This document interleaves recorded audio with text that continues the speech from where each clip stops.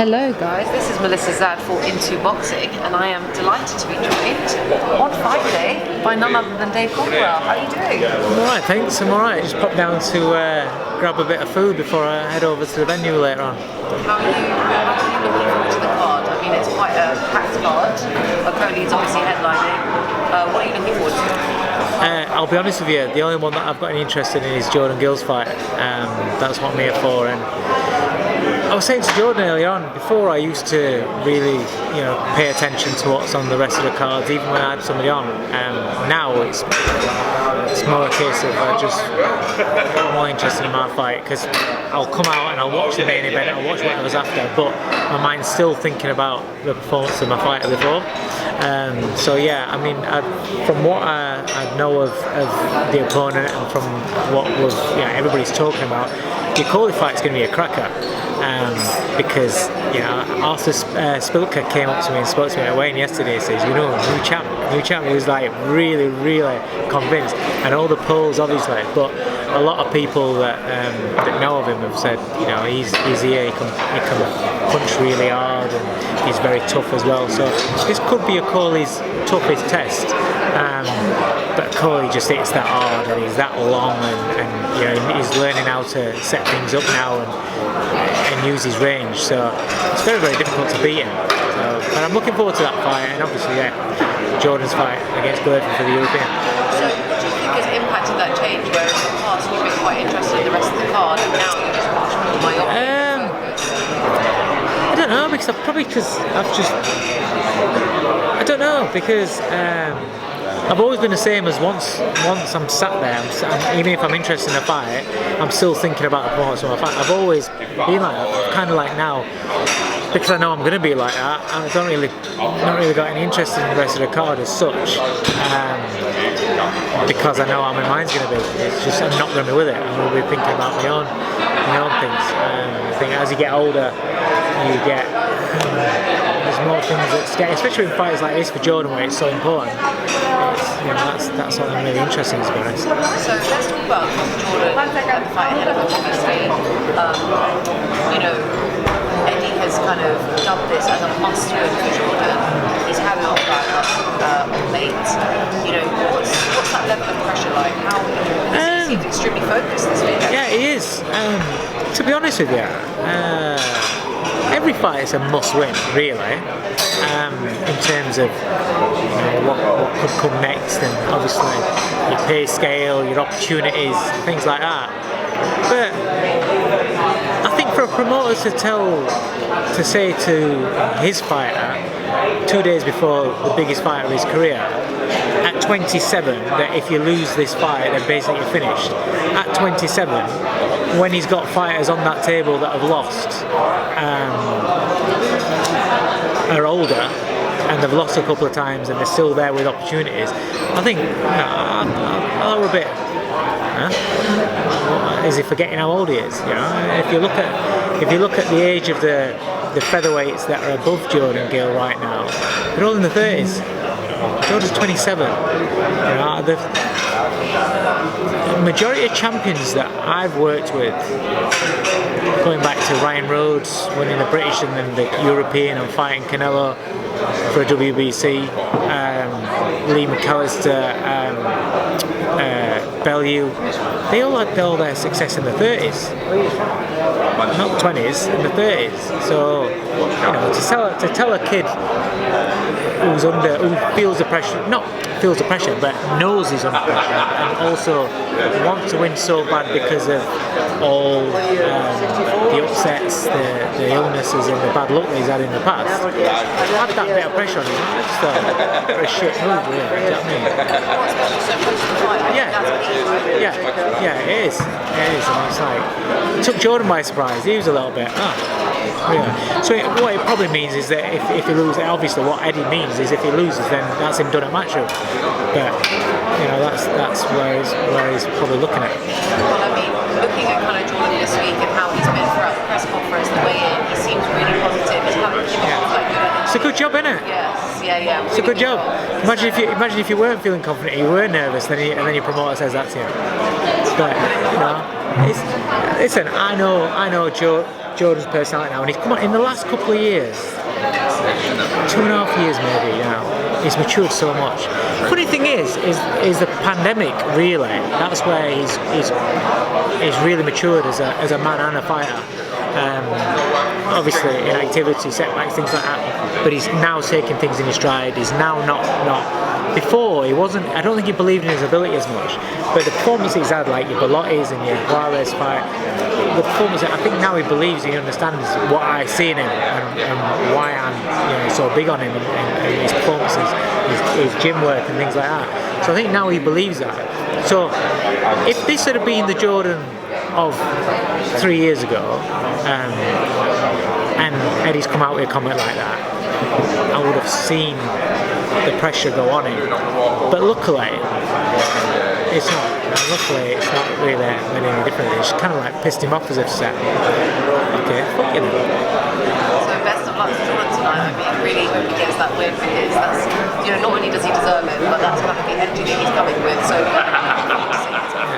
would you like to get your opinion? Obviously, we had the Josh Taylor, Jack Catterall fight last night. Arguably one of the most controversial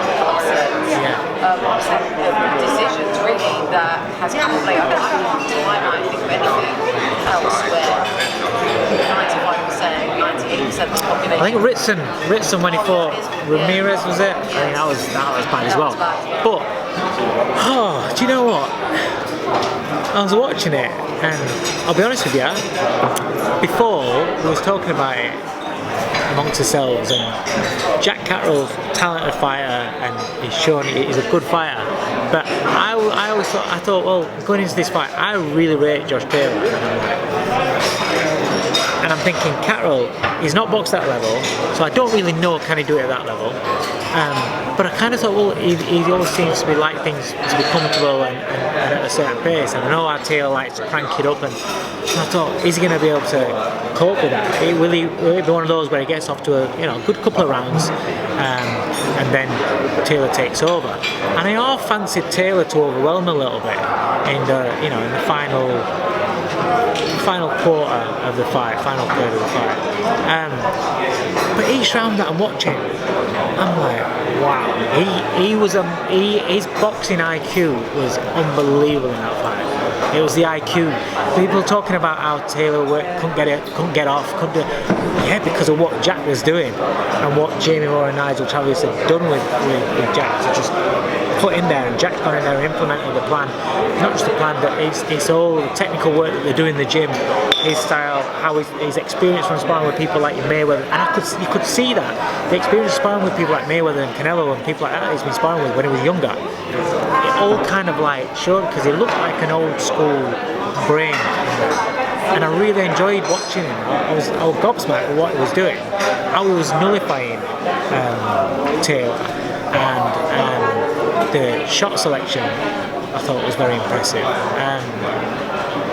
And yeah, towards the end, like in a lot of fights, Taylor starts coming back, and as the other man gets a bit tired, but he still won 1 or 2 of the last 4 rounds. Just because somebody's put under pressure doesn't mean that they're winning rounds. And then when it came to the scorecards and they said split, I was like, no. At first I was like, who's done that? I just thought it was going to be a split to Jack, and I thought, who's come out with that one? And then when it was like, and still, I was gobsmacked. It really was. I thought they were spot on. I thought the whole team was spot on, and I thought Jack went out there on a great performance. And I don't know the kid. I know him to say hello to, and he's boxed on one of my shows when I promoted years ago. But obviously I know Jamie and Nigel, and I'm friends with them. And I was gutted for Jack because of what it means for his career. But also for Jamie and Nigel, because they're good people, and I know what they put into the sport. And I know that as a coach, I know what it means for your fighters. And when you care about your fighters like they do, I know that they feel that hurt and that pain. But Jack Catterall, can you imagine when you get on the end of a bad decision in a normal fight, it's bad, or a world title, it's bad. Oh my God, this is undisputed. This is the absolute pinnacle of the sport. The pinnacle of the sport. I remember when Bellew boxed Usyk, and he sat at a press conference, and every belt is lined up in front of you, and you're thinking, it doesn't get no bigger than this in this level. It doesn't get no bigger.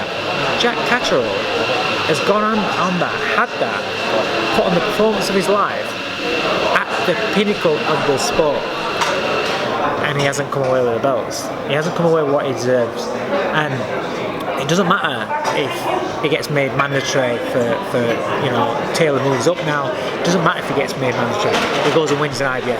It doesn't matter if he goes and wins a WBA or a WBO or whatever. Do you understand what he's got to go through now to try and become unique? I don't think that'll ever happen for him. I'll be honest with you. I think his opportunity to become undisputed champion was last night, and the fact that he doesn't wake up this morning as undisputed, that's just unbelievable. It's a nightmare. Yeah, it's just a mental obstacle that I don't know how a boxer, you've had to gear yourself up, you've had to get into that space mentally, and I don't know how as a boxer, how as an athlete, professional athlete, you kind of get over that obstacle and then go through those paces. It's going to take a lot of mental strength, but he's got good people around him, and this is where Jamie, Nige, his family, they're all going to be around him and helping. It's a really, really tough spot to be in. It's nice that the only positive you could say, and it's not a positive, but you have to look at a positive. He's further forward now than what he was before the fight. Because before the fight, no disrespect, but nobody really were bothered about Jack Catterall outside of his circle and his fans and things like that. But now every British boxing fan, every fan that watched that, every neutral fan, will now, when Jack Catterall boxes again, wants him to win. They want him to. They're almost like willing him to win. So a promoter, I don't know if he's with Frank Warren still, either Frank or if he's not. A promoter now is going to know that and back him. And look, there's a great story. Look, we're going to get him to become world champion. This. That's the only positive that I see looking forward, because he's lost a once-in-a-lifetime opportunity there, where it's all the belts, one fight, smash and grab, there you go, you become undisputed champion. Now he's going to have to do what Josh Taylor had to do and go and collect the belts and things like that. And in that weight division, it's very, very hard. It's very, very hard, so it's unfortunate, but it's just shit. It's the shit part of the sport. Last week, when I was at the Brooke Khan fight, the atmosphere and how it was, and the story, and then Kell and Khan not making up but talking after and having each other respect, that was the good side of boxing. That made me feel good. It was great to be involved in boxing, and then people talk to you about it, and it's great, and you feel proud talking about the sport. This morning you wake up, and last night you're looking at Twitter, and you've got fans saying, I'm done with the sport, I don't really know much about boxing, I'm done with it, it's this, it's that. And then you've got fighters and ex-fighters saying, I'm glad to be out of it, it's corrupt, it's this, it's bollocks, blah. This is what hurts the sport. So we're flipped around completely in the space of a week, and it's one thing that would help is if the board didn't just stick their head in the sand every time something happens like this. Close the doors, do the little chat, and then off the trot and everything carries on as normal. Don't give us an explanation, don't give the fans an explanation, and so it's all cloak and dagger. So therefore it's giving the fans that think it's corrupt a reason to believe it's corrupt. If they come out and speak, then at least there's an explanation. I've said for a long time, we get interviews. If I fuck up as a coach, then I get asked questions in interviews.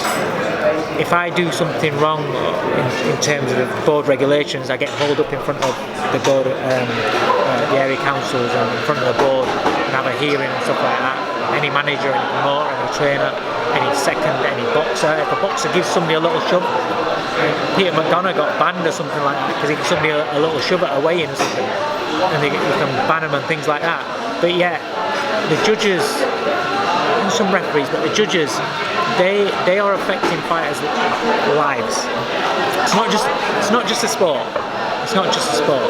Whether you like personalities in the game or not, whether you like a trainer, manager, promoter, or whatever, it's got nothing to do with it. Or you like the fight, it's got nothing to do with it. Score the fight objectively, fairly, and then if there's a discrepancy or there's a bit, when everybody's getting interviewed, do an interview and say, well, actually, I thought Catterall won because in those rounds when you're saying that he was doing this, well, actually, I didn't see those shots landing. I can understand it because you all have opinions. So then, I don't agree with your opinion, but you're backing your opinion up and giving me facts on how you see things. So then I can't say, well, you're wrong. I can say, well, I think you're wrong, but you've given me your opinion, you've explained, all right, fair enough, I still think you're wrong. But at least I don't go away thinking, well, why is it? Is it because it's been paid off? No, because you're backing it up. You know, if you back up an opinion that's an unpopular opinion, at least you stand by it, you're backing it up, and then it gives you an idea of saying, well, all right, well, I don't agree with him, but that's his opinion. Well, it gives others the insight. Yeah. Especially when everyone's in a range about what the decision is. But also as well, listen, we all get things wrong. Yes. You know, I don't know if it work, but even if it's a case of judges wear headphones that block out the crowd noises because Josh Taylor misses 3 punches, crowd's going nuts, and if you're on that side of the ring, you don't actually see the punches connect, but you see Taylor throw and you see the crowd making noise. Do you then think automatically, oh, he's landed a little flurry there or whatever, and you're thinking because of the crowd? But if you're blocked out and you're just being able to see that, maybe that helps a little bit. I don't know. I ain't got the answers, but all I know is that the silence from the board and the fact that nothing gets done from the board it makes them look worse. And listen, they do so much good in the sport, the regulations and things like that, some of the medical stuff that they do, and they do a lot of good stuff, and I know the Snowden and they're busy and shit like that, but the bottom line is the most damaging thing to the British Boxing Board of Control brand and to them as a authority is the silence and the bullshit and the hiding judges away when they're making blatantly obvious bad decisions or controversial decisions. Come out and speak. Don't just say, oh yeah, we'll have a hearing and that's it, and then a few weeks later this hearing you see a little writing where somebody's had a chat and business has been found and we've accepted the opinion. That's it. Listen, everybody's got an opinion and we can't all agree with an opinion. So that's why it's I've seen fights different to when I go on Twitter and everyone's like, oh, what are you talking about? We all get it wrong, but if somebody asks me, how did you see that way, I'll be like, yeah, well, in my opinion, I kind of thought this. So at least I'm giving my opinion on how I had that man winning. But when you're not giving an opinion, then if you're not giving an opinion, you're not saying how you've seen it. There is no explanation behind it. There is no, oh, I just had him win it. Yeah. It's bullshit. You know? And like I say, you talk about people's lives. Jack Catterall, now forget about the credentials of being undisputed champion. His pay scale, his family's pay scale, securing his family's livelihoods, things like that. Sometimes I feel like where the board think that because they have got the power, they're forgetting that these fighters are paying them license fees. We have to pay the board license fees in order to be able to box. You know, so there's a lot at stake. Yeah, there's an absolute lot at stake. Obviously, very, very controversial decision from last night. What I would really like to get your opinion on is Myra's Brainless is in the hotel today. He's going to be ringside tonight. He's not going to sing or anything like that, is it? So far, flash his tattoo and start singing. I don't know. But it's been said that if everything goes to plan for Cody tonight, then Myra's Brainless is kind of on the radar. Good. Predictions if they do meet in the room. No more after seeing Coley tonight. Brady's is a good fighter, very, very good fighter. But Coley's that long and hits that hard, is that ranger, is a nightmare for anybody to to box. Brady's just coming to the stage of his career now where maybe the timing's right. So I don't know. I just think Cole is one of those fighters that's very, very difficult to beat, because it's one thing getting past somebody that's a good boxer with long arms and a long range, knows how to understand how to use it. But if they're not really that big a puncher, fighters are willing to take a shot to get in and kind of like willing to risk. But when a Cole hits you, you know about it. And because he's got that, he can control the pace a lot better, which makes it easier for him to control the range. So it's very, very difficult. It's hard for him to... I don't know right now. So we'll see after he faces the live wire and sees like Yeah. After seeing him tonight, that gives me more of an idea. I don't want to keep you too long. I feel like I'm going to forever. I keep eyeing up the table to see if the lunch is I don't think the lunch is here, but I think the cup of tea is going cold. What I'll do is I'll leave it there for today. Thank you so much for your time. I really appreciate it. Thanks a lot, Ted.